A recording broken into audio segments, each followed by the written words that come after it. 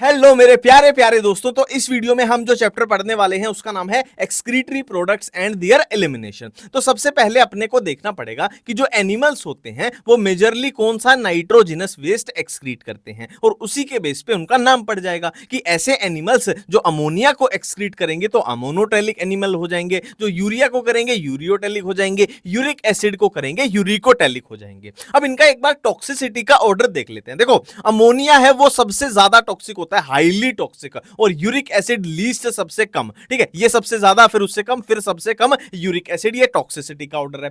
अब इनको रिमूव करने में, इनको एक्सक्रीट करने में कितना पानी लगेगा उसका आइडिया भी आप टॉक्सिसिटी के बेस पे लगा सकते हो कि जितना ज्यादा टॉक्सिक होगा उतना ही ज्यादा उसको पानी चाहिए, जितना कम टॉक्सिक होगा उतना ही कम उसको पानी चाहिए। ये हाईली टॉक्सिक है तो मैक्सिमम अमाउंट ऑफ वाटर हो जाएगा, ये लीस्ट है तो मिनिमम अमाउंट ऑफ वाटर इसको चाहिए, और ये मीडियम वाला अपना हो जाएगा। अब ये एग्जांपल कैसे याद करें? देखो, मेनली तो आपको याद ही करने पड़ेंगे, एनसीईआरटी में लिखे गए हैं, इनमें ट्रिक बनाने का भी कोई फायदा नहीं है, बट एक लॉजिक लगा सकते हो कि इनको मैक्सिमम अमाउंट ऑफ वाटर चाहिए तो भाई पानी वाले हो जाएंगे। एक्वाटिक मछलियां भी पानी में रहते हैं, पानी वाले हो जाएंगे। ठीक है, अब आप बोलोगे कि मरीन फिश ये भी तो मछलियां हैं, ये भी तो पानी में है, तो ये अमोनिया वाले में क्यों नहीं आई? देखो, मरीन फिश, समुद्री पानी जो नमकीन पानी होता है, तो अगर नमकीन पानी है उसको आप ये नहीं बोल सकते कि उसके पास पानी की कमी है। नहीं, उसके पास पता है क्या, जो पानी वाले जानवर होते हैं ना, उनके लिए पानी की क्वालिटी भी मैटर करती है कि सोल्ट कितना है। अब समुद्र का पानी इतना नमकीन है, आप ये बोल दोगे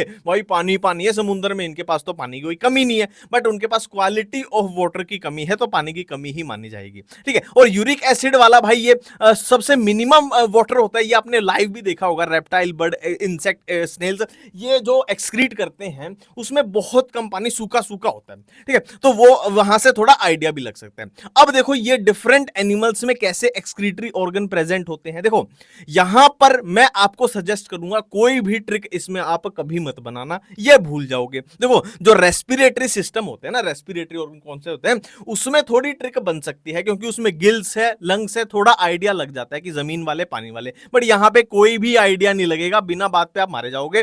तो इसमें ट्रिक मत बनाना, भूल जाओगे, है ना। तो ये भाई जो भी लिखे हुए आपको याद ही करने पड़ेंगे। अब मैं ऐसे ऐसे एक एक करके बोल दूं उसका कोई फायदा नहीं है, सीधी बात है भाई, याद ही करने पड़ेंगे, इसका कोई इलाज ही नहीं है। ठीक है, हाँ, अपसेंट वाली मैंने आपको ट्रिक बताई थी कि अपसेंट नो इसमें आ रहा है, इकाइनो में देखो नो आ रहा है, नो मतलब नहीं है, मतलब इसमें अपसेंट है, बाकी आपको याद ही करने पड़ेंगे। नेक्स्ट हम ह्यूमन एक्सक्रीटरी सिस्टम की बात कर रहे हैं। ये जो लिखा हुआ है सारा मैं आपको यहां पर आके बताऊंगा। ह्यूमन एक्सक्रीटरी सिस्टम में क्या क्या होता है। देखो, दो किडनी है, दो किडनी है। अब दो किडनी से यूरिन बन के आया, किसके थ्रू? यूरिटर के थ्रू, है ना। यूरिटर के थ्रू कहां ओपन हो गया? यूरिनरी ब्लैडर में, बाहर किससे? यूरिथ्रल, है ना, यूरिथ्रा से वो बाहर निकल जाएगा। तो यही बातें यहां पे लिखी गई हैं कि ह्यूमन एक्सक्रीटरी सिस्टम में किडनी है, यूरिटर है, ब्लैडर है, यूरिथ्रा है। संख्या कितनी कितनी है देख के ही बताओगे किडनी कितनी है।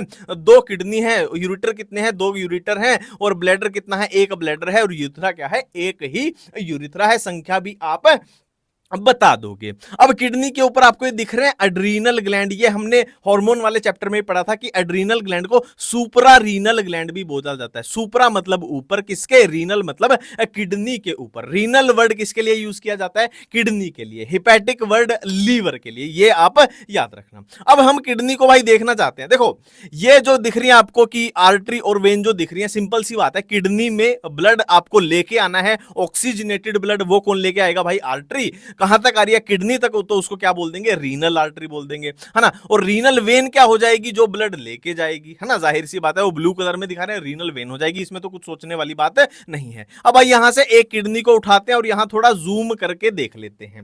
देखो, यहां पर एक चीज इमेजिन करो, फिर आपको चीजें मैं आपको याद करवाऊंगा। एक बार इमेजिन करो हो क्या रहा है। देखो, किडनी का फंक्शन क्या है? यूरिन की फॉर्मेशन करना। एक कॉमन भाषा में किडनी का फंक्शन क्या होता है? यूरिन की फॉर्मेशन करना। तो ऐसे एक चीज इमेजिन करो कि यहां से ऐसे यूरिन बन के आया है, यहां से ऐसे यूरिन बन के आया है, और बीच में ये तालाब जैसे है ना, तालाब एक फनल शेप है, यहां पर ये यूरिन इकट्ठा हो गया है। अब यहां से ये यूरिन इकट्ठा हो गया, यहां से ये यूरिटर के थ्रू नीचे जाएगा और कहां जाएगा? फिर ब्लैडर में इकट्ठा हो जाएगा, फिर ब्लैडर से ये बाहर आउटसाइड जाएगा। ये है एक कॉमन भाषा में मैंने आपको समझाया। ठीक है, ये जो पाइप लगी हुई है, यहां से यूरिन आएगा, यहां से यूरिन आएगा, यहां से यूरिन आएगा, और ये इस तालाब में इकट्ठा हो जाएगा। इस तालाब से फिर यूरिटर यूरिटर के थ्रू, इस तालाब से फिर यूरिटर के थ्रू ब्लैडर में जाएगा और ब्लैडर से फिर बाहर निकल जाएगा, है ना। ये मैंने आपको एक कॉमन भाषा में आपको यहां पर समझाया, ठीक है।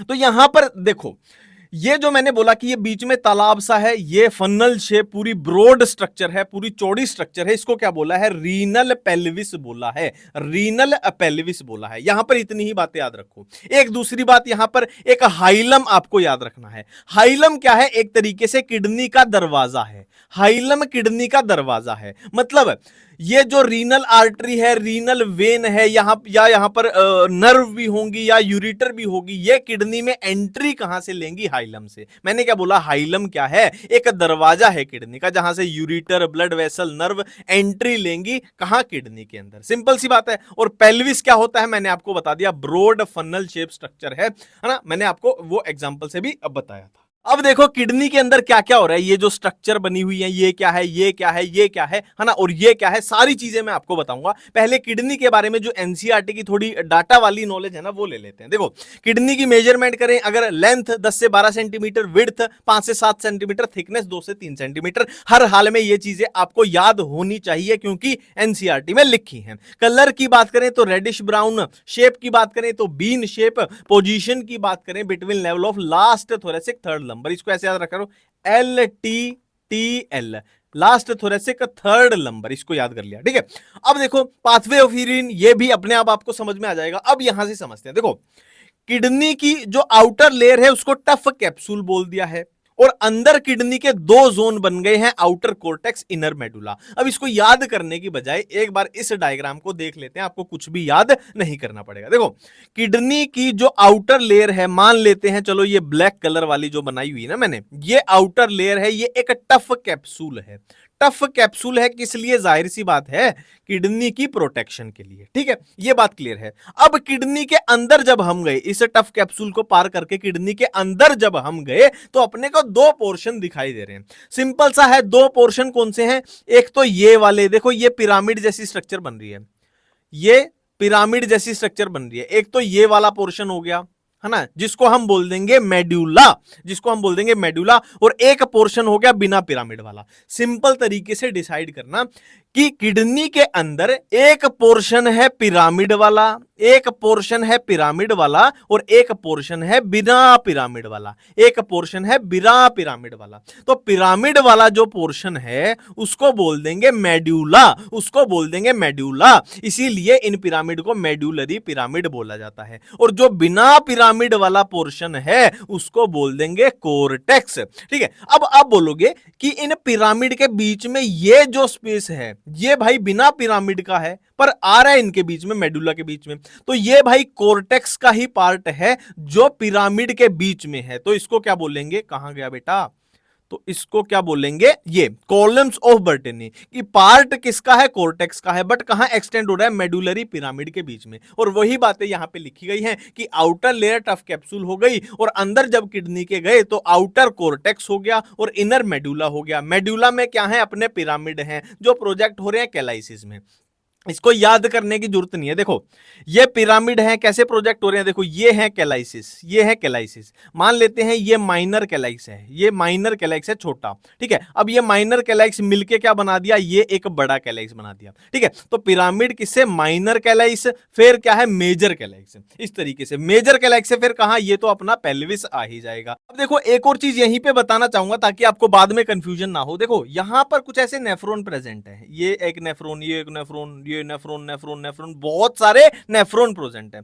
और बहुत सारे नेफ्रॉन है ना एक कलेक्टिंग डक्ट में ओपन होते हैं। ये मैंने कलेक्टिंग डक्ट बना दी, और ये कलेक्टिंग डक्ट ऐसे ऐसे ऐसे चल रही है, ठीक है। तो अगर आपसे अब पूछ लिया जाए कि यूरिन की आप फ्लो बता दो, डायरेक्शन बता दो, पाथवे बता दो, ठीक है, तो ये कलेक्टिंग डक्ट था ऐसे कुछ पिरामिड में, ठीक है। ये कहां ओपन हो गया? कलेक्टिंग डक्ट, फिर माइनर कैलिक्स, ठीक है। फिर माइनर कैलिक्स से ये क्या आ गया भाई? Major calyx. फिर क्या आ जाएगा? अपना रीनल पेल्विस। फिर क्या आ जाएगा? अपना यूरिटर, और यूरिटर के बाद क्या आ जाएगा? ब्लैडर, फिर यूरिथ्रा। वही बात यहां पर लिखी गई है, collecting duct, minor calyx, major calyx, renal pelvis, ureter, urinary bladder, urethra, और आउटसाइड बाहर यूरिन चला गया है, ठीक है। सारी बातें क्लियर हैं, बिल्कुल कुछ भी आपको याद नहीं करना, सब ऑटोमेटिक हो गया। अब हम नेक्स्ट पढ़ने वाले हैं नेफ्रॉन के बारे में। देखो, हर किडनी के पास नियरली 1 मिलियन नेफ्रॉन फंक्शनल अब हम नेक्स्ट पढ़ने वाले हैं नेफ्रॉन के बारे में। देखो हर किडनी के पास नियरली 1 मिलियन नेफ्रॉन प्रेजेंट होते हैं। इसको फंक्शनल यूनिट ऑफ किडनी भी आप बोल सकते हो, ठीक है। तो नेफ्रॉन के बाद अब हम पढ़ने वाले हैं नेफ्रॉन के बारे में। देखो हर किडनी के पास नियरली 1 मिलियन नेफ्रॉन प्रेजेंट होते हैं और नेफ्रॉन को आप किडनी की फंक्शनल यूनिट भी बोल सकते हो। देखो नेफ्रॉन को अगर ढंग से समझना हो ना तो इसको डिवाइड करके पढ़ो कि इसके दो पार्ट हैं। एक तो है जी फॉर गुच्छा, जी फॉर ग्लोमेरुलस, एक तो है भाई ब्लड कैपिलरीज का गुच्छा, एक है पाइपलाइन सिस्टम जिसको रीनल ट्यूब्यूल्स बोल दिया जाता है। इसको इस डायग्राम से समझते हैं। देखो ये है ब्लड कैपिलरीज का गुच्छा, ये है ब्लड कैपिलरीज का गुच्छा, ठीक है। और ये है अपना ब्लैक वाला जो है, ये है टिब्यूल सिस्टम। टिब्यूल सिस्टम में क्या क्या है देखो, इस ब्लड कैपिलरीज के गुच्छे को क्या बोला जाता है, ग्लोमेरुलस। इसको किसने पकड़ा हुआ है, इस कैप्सूल ने पकड़ा हुआ है जिसको बोमन्स कैप्सूल बोल दिया। अब बोमन कैप्सूल आगे चला तो ये एक कोयल्ड सी स्ट्रक्चर आ गई जिसको हमने बोला पीसीटी यानी प्रोक्सिमल कन्वोल्यूटेड टिब्यूल, ये आ गई, ठीक है। फिर अपना ये कुछ देखो, कुछ इस तरीके से एक लूप आ गया है, हेयर पिन शेप एक लूप आ गया है जिसको हेनलेज लूप है या लूप ऑफ हेनले बोल दिया। अब इसमें भी देखो यहां से मूवमेंट कैसे होगी, जो भी माल मसाला आएगा उसकी मूवमेंट ऐसी होगी ना कि ऐसे ऐसे आ रहा है सॉरी भाई, ऐसे ऐसे आ रहा है, फिर ऐसे ऐसे जा रहा है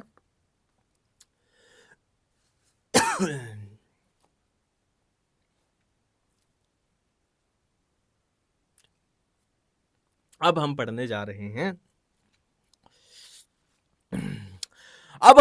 जा रहे हैं नेफ्रॉन के बारे में। देखो हर किडनी के पास नियरली 1 मिलियन नेफ्रॉन प्रेजेंट होते हैं और नेफ्रॉन को आप किडनी की फंक्शनल यूनिट भी बोल सकते हो। नेफ्रॉन की स्ट्रक्चर कुछ ऐसी होती है। देखो यहां पर हम पिछली चीजों से ही रिलेट करते हैं। देखो ये कलेक्टिंग डक्ट है और मैंने क्या बोला था, एक कलेक्टिंग डक्ट में बहुत सारे नेफ्रॉन ओपन होंगे। एक ये हो गया, एक ये हो गया, एक ये हो गया, एक मान लो यहां पे है, यहां पे है, पर अपने को एक ही पढ़ना है ना, सारे बना दिए तो हम पढ़ नहीं पाएंगे ना, खिचड़ी बन जाएगी। तो हमने एक नेफ्रॉन को पूरा ड्रॉ कर लिया है और यहां से हम समझ लेंगे, ठीक है। तो नेफ्रॉन को समझने के लिए इसकी डिवीजन करा करो कि नेफ्रॉन के जो है ना दो पार्ट हैं। एक तो ये है कैपिलरीज का गुच्छा है, ये कैपिलरीज का गुच्छा है जिसको हम ग्लोमेरुलस बोल रहे हैं। अब ये ग्लोमेरुलस इमेजिन करके ये रेड वाला पोर्शन पूरा आप अभी भूल जाइए, सिर्फ ये ब्लैक वाला पोर्शन याद रखिए। ये जो टिब्यूल बन रहा है, जो पाइपलाइन बन रही है ना, इसको याद रखिए।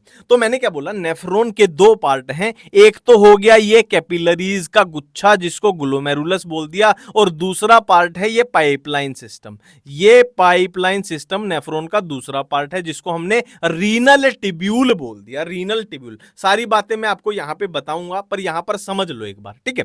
तो रीनल टिब्यूल की शुरुआत करते हैं यहां से। देखो जो भी माल मसाला है उसकी मूवमेंट कैसे होगी कि जो भी माल मसाला यहां से फिल्टर होकर आएगा, है ना। एक बार कॉमन भाषा में फिर से समझ लेते हैं। देखो किडनी का फंक्शन क्या है, यूरिन की फॉर्मेशन करना, है ना। कैसे करेगा, ब्लड को फिल्टर करके। तो देखो यहां से ब्लड आया, यहां से ब्लड आया, यहां पर ये गुच्छा बन गया। अब यहां से ब्लड फिल्टर होके कहां चला जाएगा, इसमें चला जाएगा, इस पाइपलाइन में चला जाएगा, है ना। अब ब्लड फिल्टर हो गया और जो फिल्टर नहीं हुआ वो वापस से नॉर्मल ब्लड सर्कुलेशन में चला जाएगा। अब यहां फिल्टर हो गया है, ये फिल्ट्रेट क्या है, ऐसे ऐसे ऐसे ऐसे मूव करके, फिर ऐसे ऐसे ऐसे मूव करके, ऐसे ऐसे मूव करके कहां खुल जाएगा, इस कलेक्टिंग डक्ट में खुल जाएगा। अब कलेक्टिंग डक्ट आगे वही किस में आएगी, माइनर कैलिक्स, फिर मेजर कैलिक्स, फिर रीनल पेल्विस, फिर यूरिटर, फिर यूरिनरी ब्लैडर, और फिर यूरिथ्रा, और फिर आउटसाइड। कुछ ऐसे सिस्टम चल रहा है, ठीक है। अब यहां पर देखो ये टिब्यूल सिस्टम देख लेते हैं एक बार। देखो ये देखो एक कैप्सूल जैसी स्ट्रक्चर है जिसने ग्लोमेरुलस को एक तरीके से ऐसे पकड़ा हुआ है, ठीक है। तो इसको बोल देंगे बोमन्स कैप्सूल। तो बोमन्स कैप्सूल से आगे जब हम चले तो देखो देखो देखो ये कोइल्ड सी स्ट्रक्चर दिखाई दे रही है जिसको हमने पीसीटी यानी प्रोक्सिमल कन्वोल्यूटेड टिब्यूल बोला है।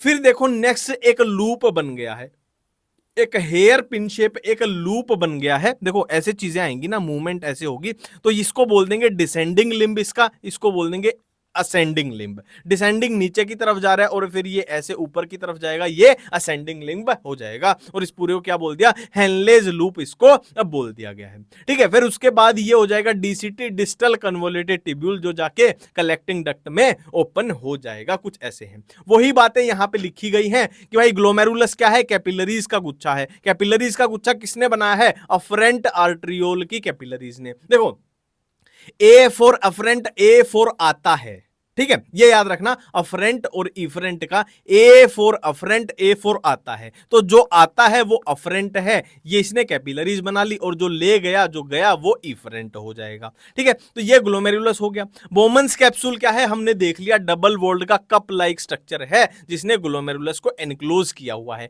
पीसीटी क्या है देख लिया, लूप ऑफ हेनले क्या है देख लिया, डीसीटी क्या है ये भी हमने देख लिया। अब एक वर्ड है कि माल्फिजियन बॉडी या रीनल कॉर्पस्कल, ये किसको बोला जाता है कि अगर आप इस पोर्शन को जोड़ दो, इस पोर्शन को, कि इस कप के अंदर ये ब्लड कैपिलरीज का गुच्छा अगर इसको जोड़ दो तो इसको बोल दिया जाएगा माल्फिजियन बॉडी, कि ग्लोमेरुलस प्लस बोमन्स कैप्सूल को माल्फिजियन बॉडी या रीनल कॉर्पस्कल बोल दिया जाता है। अब पेरिट्यूबुलर कैपिलरीज ये क्या होती है, देखो अफरेंट आर्ट्रियोल यहां पे देख पा रहे हो, अफरेंट आर्ट्रियोल ने यहां देखो कैपिलरीज का एक नेटवर्क पूरा बना दिया है, जो ये लाल कलर का दिखाई दे रहा है, एक पूरा नेटवर्क बना दिया है जिसको पेरिट्यूबुलर कैपिलरीज का नेटवर्क बोला जा रहा है। अब इस पेरिट्यूबुलर कैपिलरीज के नेटवर्क की एक ब्लड वेसल देखो लूप ऑफ हेनले के बिल्कुल पैरेलल चल रही है, ये अपने को काउंटर करंट में भी काम आएगी। ठीक है, एक blood vessel loop of Henley के बिल्कुल पैरेलल चल रही है, वही असेंडिंग डिसेंडिंग सारा काम सेम है, इसको वासा रेक्टा बोल दिया जाता है। ठीक है, ये आगे अपने काम आएगी। ठीक है, अब हम नेफ्रॉन का पार्ट देख रहे हैं। हमने नेफ्रॉन देखा था कि कुछ ऐसे यहां पर नेफ्रॉन प्रेजेंट होंगे, अब हम नेफ्रॉन की स्ट्रक्चर भी देख चुके हैं। तो हमने किडनी में देखा, किडनी के दो पोर्शन होते हैं, यहां से डिवाइड कर लेते हैं कि ये कोर्टेक्स वाला पोर्शन है, ये मेडुला वाला। हमने कहा था ना कि ये भाई कोर्टेक्स वाला पोर्शन होगा, ये मेडुला वाला है ना, ये कोर्टेक्स, ये मेडुला, ये कोर्टेक्स, ये मेडुला है ना। तो यहां पर ये लाइनिंग जो है, हमने यहां पर ये लाइनिंग अब बना ली है। ठीक है, अब एक नेफ्रॉन ऐसे होंगे कि जिनका लूप ऑफ हेनले बहुत छोटा होगा और वो मेडुला में ज्यादा डीपर नहीं जाएगा। देखो ये मेनली कोर्टेक्स में ही रह गया पूरा नेफ्रॉन, ये ज्यादा डीप मेडुला में नहीं गया, इसका लूप ऑफ हेनले भी छोटा है। ठीक है, तो ये कोर्टेक्स में रह गए तो इनको क्या बोल देंगे भाई, कोर्टिकल नेफ्रॉन इनको बोल दिया जाएगा। देखो कोर्टिकल नेफ्रॉन, और ऐसे नेफ्रॉन जिनका लूप ऑफ हेनले देखो कितना लंबा है और डीप पूरा मेडुला में पूरा अंदर डीप गया है, तो इसको जक्स्टा मेडुलरी, मेडुलरी मतलब मेडुला में गया है, जक्स्टा मेडुलरी नेफ्रॉन बोल देंगे। तो मेनली प्रेजेंट कौन से होते हैं, तो कोर्टिकल नेफ्रॉन मेनली 85% अपने प्रेजेंट होते हैं, जक्स्टा मेडुलरी बहुत कम होते हैं, 15% ही होते हैं। ठीक है, अब यूरिन फॉर्मेशन की बात करें, अब बातें वही है, मैंने आपको जो बताया था ना कि यहां से ब्लड आया, फिर ब्लड ऐसे फिल्टर हो जाएगा, फिर आगे आगे चलेगा, वही बातें एक बार रिपीट कर लेते हैं कि यूरिन फॉर्मेशन में 3 स्टेप अपने को देखते हैं, एक अल्ट्रा फिल्ट्रेशन, एक रीअब्जॉर्प्शन, एक ट्यूबुलर सिक्रेशन। अल्ट्रा फिल्ट्रेशन में क्या है कि ब्लड को अपने को फिल्टर करना है, इसी को अल्ट्रा फिल्ट्रेशन बोल रहे हैं। अब सवाल यह है क्या क्या ब्लड में से अपने को क्या क्या फिल्टर करना है। देखो ब्लड में दो ही चीजें होती हैं, एक प्लाज्मा, एक ब्लड सेल्स। ठीक है, C4 सेल्स, एक प्लाज्मा, एक C4 सेल्स होती हैं। तो ब्लड में से अपने को फिल्टर सेल्स तो बिल्कुल भी नहीं करनी है। ठीक है, सेल्स तो कोई आरबीसी, डब्ल्यूबीसी, प्लेटलेट तो फिल्टर होंगी ही नहीं। आप खुद सोच के देखो ना, अगर ये फिल्टर हो गई तो अपने यूरिन में आरबीसी आ रही है, डब्ल्यूबीसी आ रही है, प्लेटलेट आ रही है, आप खुद को सोच के देख लो क्या हाल हो जाएगा। ठीक है, तो अपने को फिल्टर क्या करना है, बचा क्या अपने पास, सिर्फ प्लाज्मा बचा फिल्टर करने के लिए। अगर ब्लड सेल फिल्टर ही नहीं करनी, और ब्लड सेल का परसेंटेज कितने होता है, 45%, 55% ब्लड में क्या होता है, प्लाज्मा होता है। तो अपने को सिर्फ और सिर्फ प्लाज्मा फिल्टर करना है, और प्लाज्मा से भी क्या फिल्टर करना है, प्रोटीन फिल्टर नहीं करने हैं। क्योंकि आप फिर से खुद सोच के देख लो कि अपने जो प्लाज्मा के प्रोटीन है, अल्ब्यूमिन, ग्लोबुलिन, है ना, वो अपने यूरिन में आने लगे तो कितना नुकसान हो जाएगा। तो प्लाज्मा में से भी प्रोटीन फिल्टर नहीं करने हैं, बाकी सारा आप फिल्टर कर सकते हो। अब देखो ये ऐसा फ्लो चार्ट है जो आपकी एनसीईआरटी की सारी कंफ्यूजन्स को दूर कर देगा। देखो है ना, अपने को बेसिकली करना क्या है, किडनी के पास ब्लड लाना है, फिर ब्लड को फिल्टर करवाना है, यही काम करना है। और ये जो टर्म लिखी हुई है सारी आपको ऑटोमेटिकली समझ में आ जाएंगी। देखो कार्डियक आउटपुट कितनी होती है 5 लीटर, मतलब ईच वेंट्रिकल 1 मिनट में कितना ब्लड पंप करता है 5 लीटर। तो 5 लीटर ब्लड पंप होके चला कहां से, दिल से, अपने हार्ट से, ठीक है।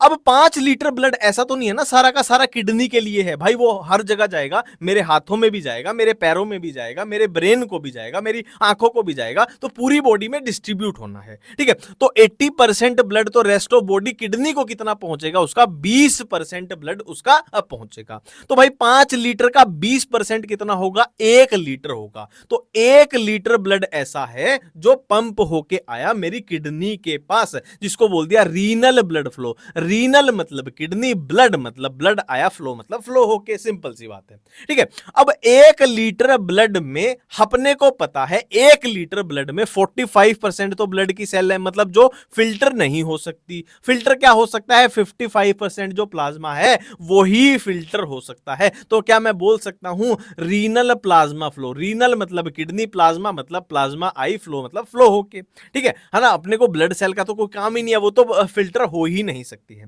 तो जितनी टोटल प्लाज्मा, ऐसा तो नहीं है ना सारी ही फिल्टर हो जाएगी, ऐसे तो पूरा बिना प्लाज्मा का ब्लड हो जाएगा, सारी तो फिल्टर नहीं होगी, कितनी 20%, ऐसे याद रखा करो। देखो ये तो अपने को याद नहीं करना, ये तो कॉमन सेंस है ना कि 55% ब्लड में प्लाज्मा होती है, 45% ब्लड सेल, ये तो अपने को याद करना ही नहीं है, ये तो सबको पता है, ठीक है। तो 20% का ही खेल चल रहा है, यहां भी 20%, यहां भी 20%।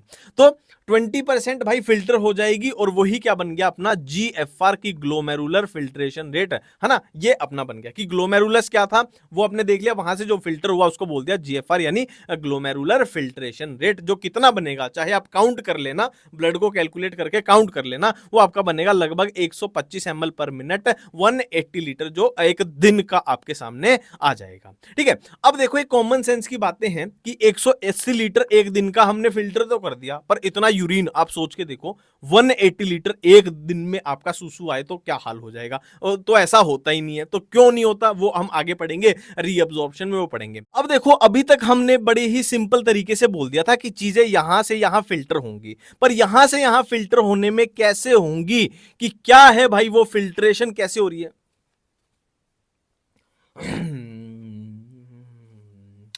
अब तक देखो हमने बड़े सिंपल तरीके से बोल दिया था कि यहां से यहां चीजें ऐसे फिल्टर हो जाएंगी, पर ये जो दीवार बन गई है कि जिसके थ्रू फिल्टर हो रही है, ये कैसी दिखाई देती है, ये अपने को देखना पड़ेगा। देखो यही वही है कि ये भाई अपना बोमन कैप्सूल है, ये बोमन कैप्सूल की दीवारें हैं, ठीक है। और ये अपनी क्या है, ग्लोमेरुलस की ब्लड वेसल है, ब्लड कैपिलरी है, ठीक है। ये इनके बीच का थोड़ा स्पेस आ गया, इनके बीच की मेम्ब्रेन बन गई, ठीक है। तो ये दीवार भाई क्या मैं बोल सकता हूं कि 3 लेयर की दीवार बन गई है, कि एक लेयर तो होगी किसकी, एंडोथीलियम होगी किसकी, ग्लोमेरुलस की, ब्लड वेसल की, एक इनके बीच में आ गई बेसमेंट मेम्ब्रेन आ गई, और एक ये किसकी है, बोमन्स कैप्सूल की एपिथीलियम है, ये बोमन्स कैप्सूल की एपिथीलियम है। इसी को एक बार यहां से जूम करके देख लेते हैं कि ये भाई अपनी ब्लड वेसल वाली आ गई है, ये ग्लोमेरुलस वाली आ गई है, ये बेसमेंट मेम्ब्रेन वाली आ गई है, नंबर 2, नंबर 1 एपिथीलियम किसकी, अब बोमन्स कैप्सूल की। अब इसमें खास बात क्या है कि इसमें एपिथेलियल सेल्स और बोमन कैप्सूल, इनको क्या बोलते हैं, पोडोसाइट इनको बोला जाता है। क्या बोला जाता है, पोडोसाइट इनको बोला जाता है। तो पोडोसाइट के बीच में अगर आप देखो माइन्यूट स्पेस, मतलब बहुत छोटा छोटा स्पेस आपको दिखाई दे रहा है, जिसको स्लिट या पोर्स बोला जाता है, और इन्हीं के थ्रू क्या है, फिल्ट्रेशन हो रही है, ठीक है। तो अपना पहला स्टेप क्लियर हो गया, अल्ट्रा फिल्ट्रेशन हमने देख लिया। अब हम रीअब्जॉर्प्शन देखना चाहते हैं। देखो रीअब्जॉर्प्शन का मकसद ही ये है कि आपने बोल तो दिया कि 180 लीटर पर डे फिल्टर हो रहा है, बट असल में यूरिन बहुत कम आता है, तो किसकी वजह से, हमने मैक्सिमम चीजों को, मैक्सिमम वाटर को रीअब्सॉर्ब कर लिया है। तो 99% जो फिल्ट्रेट है वो रीअब्सॉर्ब कर लिया जाता है, उसी की वजह से कि फिल्ट्रेट पर डे कितना था, 180 litre, but urine released per day कितना है, 1.5 लीटर एवरेज। तो भाई 99% को रीअब्सॉर्ब कर लिया गया है। तो रीअब्सॉर्ब कहां कहां, कैसे कैसे, कितनी कितनी होगी, इसके मैं डायरेक्ट क्वेश्चन आपको बता देता हूं। देखो आपसे पूछा जाएगा मैक्सिमम रीअब्जॉर्प्शन कहां पे होगी, तो 70 to 80% एनसीईआरटी लिखती है मैक्सिमम पीसीटी आपका जवाब आएगा। अब लूप ऑफ हेनले में याद करो, एक डिसेंडिंग लिंब था, एक असेंडिंग लिंब था, तो मिनिमम कहां पे होगी, असेंडिंग लिंब में। और एक आपके सामने क्वेश्चन आएगा कंडीशनल रीअब्जॉर्प्शन कहां होगी, तो कंडीशनल के डी को डी से मैच करा देना, ये आपका डीसीटी हो जाएगा, ठीक है। और वाटर एंड सोल्ट की कलेक्टिंग डक्ट में, अब बाकी तो याद करने वाली चीजें हैं, क्वेश्चन जो हिट बता दिए, मैक्सिमम, मिनिमम, कंडीशनल, ये आपसे सुपर हिट क्वेश्चन पूछे जाएंगे। अब नेक्स्ट है ट्यूबुलर सिक्रीशन। ट्यूबुलर सिक्रीशन भी वही PCT, DCT, loop of Henley, collecting duct कहां पे कितनी होगी, इसकी भी मैं आपको ट्रिक बता रहा हूं। देखो लूप ऑफ हेनले पे तो बिल्कुल करानी नहीं है, बाकियों पे क्या है, हेमंत कुमार अमोनिया, हेमंत यानी H+, देखो Hemant Kumar ammonia H+, K+ और ये अमोनिया, ठीक है। तो पीसीटी पे हेमंत कुमार अमोनिया तीनों है, डीसीटी पे हेमंत कुमार अमोनिया तीनों है, और कलेक्टिंग डक्ट पे हेमंत कुमार 2 हैं। इसको थोड़ा ऐसे याद रख लेना, देखो पीसीटी 3 लेटर आ रहे हैं तो यहां पे तीनों है, ये भी 3 लेटर हैं, यहां पे भी तीनों है। कलेक्टिंग डक्ट 2 ही लेटर हैं तो यहां पे सिर्फ 2 हैं, यहां पे सिर्फ 2 हैं, ठीक है। नेक्स्ट हम काउंटर करंट मैकेनिज्म करने वाले हैं। देखो काउंटर करंट का मतलब ही क्या होता है कि ऑपोजिट डायरेक्शन में फ्लो चल रहा है, देखो ऑपोजिट डायरेक्शन में फ्लो चल रहा है, ठीक है। और ये ऑपोजिट डायरेक्शन अपने को किडनी में कहां कहां पे देखने मिलेगा, इसकी हम बात करेंगे। पहले इसका प्रिंसिपल और मीडियम वो सब देख लेते हैं। देखो मीडियम क्या है इसका, loop of Henley, Vasa रेक्टा, medullary interstitium, इनके बीच में खेल चल रहा है, ठीक है। प्रिंसिपल क्या है, देखो मान लेते हैं ये भाई पानी भरा हुआ है इसमें, ठीक है, ये पानी भरा हुआ है और यहां पर आपने सोल्यूट डाल दिया, यहां पर सोल्यूट की मात्रा बहुत कम है, यहां पर सोल्यूट की मात्रा बहुत ज्यादा कर दी, ठीक है। अब यहां से अगर हम देखें कि पानी की मूवमेंट कैसे होगी, 2 सॉल्यूशन बना लिया ना, तो जाहिर सी बात है कोई भी बता देगा कि जहां पर ज्यादा सोल्यूट है वहां पर पानी की मूवमेंट होगी, है ना, क्योंकि अपने को चीजें बराबरी पर लानी है। यही प्रिंसिपल यहां पर फॉलो होगा कि जितना ज्यादा सोल्यूट होगा पानी उसकी को फॉलो करेगा, पानी हमेशा सोल्यूट को फॉलो करेगा, यही प्रिंसिपल इसमें लग रहा है। टारगेट क्या है भाई काउंटर करंट मैकेनिज्म का, कि टू प्रोड्यूस कंसंट्रेटेड यूरिन, जिससे अपने को पानी बचाना है, कंजर्व वाटर। कितना कंसंट्रेटेड, तो एनसीईआरटी लिखती है human kidney can produce nearly 4 times concentrated urine then initial filter rate, ठीक है। अब ये देखो, और ये बात आपको याद रखनी है कि descending loop of Henle permeable to water है, असेंडिंग वाला परमिएबल टू NaCl है। ये आपको एनसीईआरटी के डायग्राम में दिखाई भी देगा। देखो ये डिसेंडिंग लिम्ब है तो आपको यहां पर वाटर दिखाई दे रहा है, ये असेंडिंग लिम्ब है, यहां पर आपको NaCl दिखाई देगा, ठीक है। यहां पर काउंटर करंट कैसे बन रहे हैं कि ऑपोजिट फ्लो बन कहां कहां रहा है वो देख लेते हैं। देखो ये वासा रेक्टा है, ये लूप ऑफ हेनले है, ठीक है, ये वासा रेक्टा है, ये लूप ऑफ हेनले। तो पहला काउंटर करंट कहां बन रहा है, देखो ये इस तरफ डायरेक्शन है, ये इस तरफ डायरेक्शन है, तो ये पहला बन गया। दूसरा कैसे बन रहा है वासा रेक्टा में, ये इस तरफ डायरेक्शन है, ये इस तरफ डायरेक्शन, ये दूसरा बन गया। और कहां बन रहा है, देखो वासा रेक्टा इसके पास ही होगी, है ना, वासा रेक्टा और ये आपस में पास में ही होंगे ना। तो देखो इसकी ये डायरेक्शन, इसकी ये डायरेक्शन, ये बन गया एक तो, और इसकी ये डायरेक्शन, इसकी ये डायरेक्शन, ये बन जाएगा। और इन्हीं को अंग्रेजी में लिख दोगे, डिसेंडिंग असेंडिंग आराम से लिख दोगे। बस आपको ऑपोजिट फ्लो ढूंढना है। देखो ये ऑपोजिट हो गया, ये ऑपोजिट हो गया, और ये वासा रेक्टा होगी, है ना, ये लूप, ये वो है अपना लूप ऑफ हेनले, और ये वासा रेक्टा होगी कि ये वाला ये वाला ये वाला ये वाला सारे अपने को काउंटर करंट समझ में आ गए, ठीक है। और ये वाली चीजें हैं, देखो सिंपल सी बात है। देखो ये देखो यहां पर कंसेंट्रेशन अगर सोल्यूट की देखें तो ये 200 है, 300 है, 400 है, 600 है, 900 है। तो जाहिर सी बात है, देखो ये इस तरफ डायरेक्शन चल रही है, इस तरफ डायरेक्शन चल रही है, तो ये सोल्यूट देखो NaCl निकलता जा रहा है, NaCl निकलता जा रहा है, तो जाहिर सी बात है सोल्यूट कम होता जा रहा है तो कंसंट्रेशन कम होती जा रही है। 900, 600, 400, 300 कुछ भी याद करना ही नहीं है, ठीक है। इधर देखो पानी निकलता हुआ जा रहा है, देखो यहां पर सोल्यूट की कंसंट्रेशन 1000 थी, फिर 800 हो गई, फिर 400। डायरेक्शन क्या चल रही है फ्लूइड की, ये डायरेक्शन चल रही है, ये डायरेक्शन चल रही है, ठीक है। तो पानी निकलता हुआ जाएगा तो सोल्यूट की कंसंट्रेशन अपने आप ही बढ़ती हुई जाएगी, इसमें कुछ याद करने जैसा है ही नहीं, ठीक है। और कंसेप्ट क्या है, देखो यहां से हमने NaCl सोल्यूट निकाल दिया, अब सोल्यूट निकल गया तो पानी क्या करेगा, इसको फॉलो करेगा, पानी इसके पीछे पीछे निकलेगा, फॉलो करेगा, तो अल्टीमेटली हमने, है ना, सोल्ट वाटर सब कुछ बचा लिया, है ना। तो अपने को कंसंट्रेटेड यूरिन यहां पर प्रोड्यूस करना है, कंजर्व वाटर करना है, ठीक है। अब किडनी फंक्शन की रेगुलेशन देखो ये 3 तरीके से हो सकती है। नंबर 1 हाइपोथैलेमस के थ्रू, नंबर 2 रास, नंबर 3 हार्ट के थ्रू। हाइपोथैलेमस के थ्रू कैसे होगी? एडीएच के थ्रू होगी। एडीएच क्या है? Anti diuretic hormone. देखो डाईयूरेटिक्स क्या होते हैं? जो यूरिन की प्रोडक्शन को बढ़ा देते हैं, और एंटी मतलब अगेंस्ट, मतलब यूरिन की प्रोडक्शन को बढ़ाना नहीं है, घटाना है, इसके थ्रू होगी। ठीक है, ये हम डिटेल में करेंगे अभी, ये मैं थोड़ा आइडिया दे रहा हूं यहां पे आपको। रास लीवर और किडनी के थ्रू होगी। कैसे होगी बताऊंगा अभी। हार्ट के थ्रू एएनएफ के थ्रू होगी। एएनएफ का मतलब होता है एट्रियल नेट्रीयूरेटिक फैक्टर। इसकी मैं आपको ट्रिक बताता हूं कि ताकि आपको कंफ्यूजन ना हो। देखो नेट्रीयूरेटिक है ना, नेट्रियम वर्ड कहां से आया है? सोडियम से, है ना, सोडियम का सिंबल भी Na होता है, तो यहां से आया है। यूरेटिक मतलब यूरिन में, मतलब ये यूरिन में सोडियम को बढ़ा देगा। अब यूरिन में सोडियम बढ़ेगा तो ब्लड में कम हो जाएगा, और ब्लड के अंदर सोडियम सोल्ट या पानी कम हो तो बीपी कम होता है ना। तो ये भाई क्या कर रहा है? यूरिन में सोडियम को बढ़ा रहा है, मतलब ब्लड में कम कर रहा है, मतलब ब्लड में सोल्ट और वाटर कम होगा, सोल्ट कम होगा तो बीपी भी कम हो जाएगा। तो बीपी को घटाता है, कम करता है। अब बारी बारी से देखना पड़ेगा कि हाइपोथैलेमस ये 1 2 3 करके बारी बारी से देखते हैं। सबसे पहले हाइपोथैलेमस वाली चीज देखते हैं। देखो लो जीएफआर हो गया, लो बीपी हो गया, क्यों? एक्सेसिव लॉस ऑफ फ्लूइड हो गया। उससे क्या होंगे? ओस्मो रिसेप्टर एक्टिवेट हो जाएंगे। वो किसको स्टिमुलेट करेगा? हाइपोथैलेमस को। तो हाइपोथैलेमस कहां से? अपने पिट्यूटरी ग्लैंड से क्या सिक्रीट कराएगा?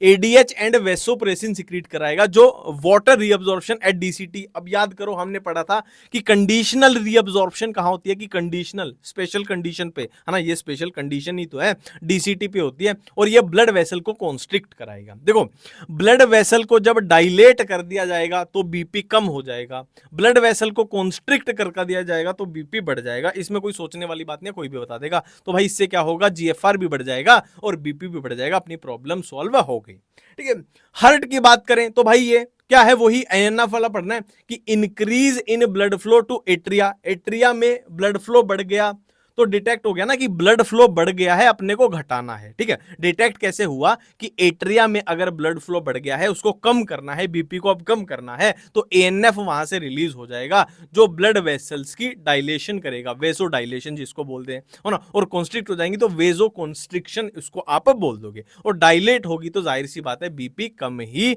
होगा।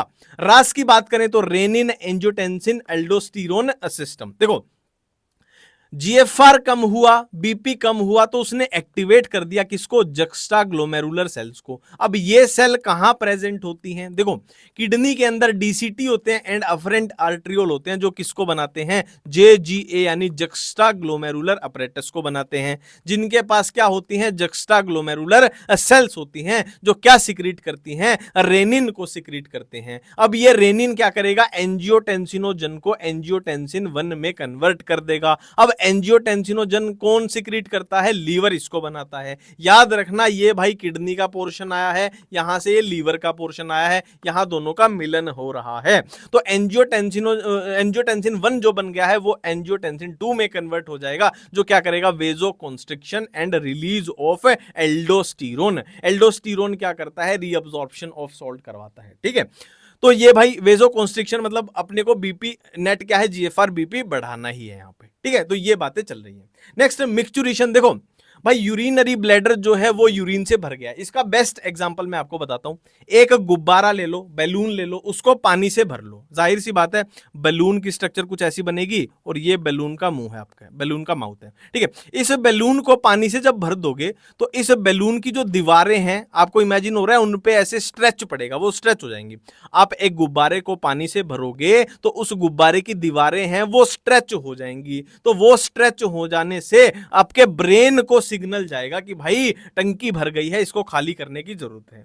तो खाली करने के लिए एक कॉन्ट्रैक्शन होगी, एक रिलैक्सेशन होगी। अब एक कॉमन सेंस की बात है कि आप क्या करो, देखो गुब्बारा है, ये गुब्बारा है और ये गुब्बारे का मुंह है। आपको इस गुब्बारे से पानी निकालना है तो आप क्या करोगे? ये जो है, ये ब्लैडर जो है, इसको आप दबा दोगे और मुंह जो है उसको खोल दोगे, उसको रिलैक्स कर दोगे, तो यूरिथ्रल स्फिंक्टर जो है वो रिलैक्स हो जाएगा और मसल ऑफ यूरिनरी ब्लैडर वो कॉन्ट्रैक्ट होंगी। एक तरीके से गुब्बारा दबाना है वो इमेजिन करो, और रिलीज ऑफ यूरिन हो जाएगा, जिसको मिक्सचुरेशन बोला जाता है। ठीक है, अब ग्लाइकोज यूरिया की यूरिन में ग्लूकोज आ रहा है, ये वो कंडीशन है। कीटोन बॉडी यूरिन में आ रही है, कीटोन यूरिया, ये वो कंडीशन है।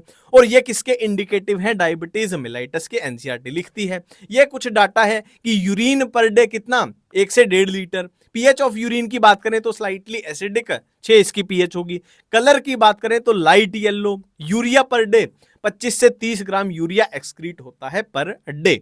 एक्सक्रीशन अदर देन किडनी, कि भाई किडनी की एक्सक्रीशन तो हमने पढ़ ली, पर कुछ और भी बॉडी में ऐसे ऑर्गन हैं जो एक्सक्रीशन करते हैं, जैसे लंग्स है किसकी, CO2 की 200 ml per minute plus some water, ये एनसीईआरटी का डाटा है। Liver bilirubin, biliverdin, cholesterol, vitamin, degraded steroid, hormone, drugs, इनकी एक्सक्रीशन करता है। Sweat gland, water, urea, lactic acid, NaCl। Sebaceous gland जो अपने ऑयल वाले होते हैं, sterol, wax, hydrocarbon through sebum, ये इसकी एक्सक्रीशन करते हैं। डिसऑर्डर्स की बात करें, ग्लोमेरुलोनेफ्राइटिस, आइटिस वर्ड का मतलब ही होता है इन्फ्लामेशन, किसकी, ग्लोमेरुलो मतलब ग्लोमेरुलाई की इन्फ्लेमेशन है। Renal calculi, stone of crystallize salt oxalate etc, है ना, वो ये भाई किडनी पत्थर बन गए हैं, किडनी में आपने सुना ही होगा पथरी हो गई है। रीनल फेलियर, रीनल मतलब किडनी, फेलियर मतलब किडनी फेल हो गई है। अब फेल हो गई है तो भाई ट्रांसप्लांटेशन की जरूरत है पड़ेगी। यूरीमिया, एक्यूमुलेशन, अब देखो यूरीमिया वर्ड से आपको लगेगा कि यूरिन में यूरिया आ रहा है। अब यूरिन में यूरिया आना ये तो बहुत ही नॉर्मल कंडीशन है ना, इसीलिए तो यूरिन बनाया था कि यूरिया को निकाल पाए, है ना। तो यूरिन में यूरिया आ रहा है ऐसे मत कर देना कि यूरिन में यूरिया नहीं निकल पा रहा है तो कहां एक्यूमुलेट हो जाएगा, ब्लड में एक्यूमुलेट हो जाएगा, है ना। और इस दिक्कत में क्या है भाई, डायलिसिस की जरूरत पड़ती है। तो भाई ये चैप्टर अपना खत्म होता है। थैंक यू, धन्यवाद।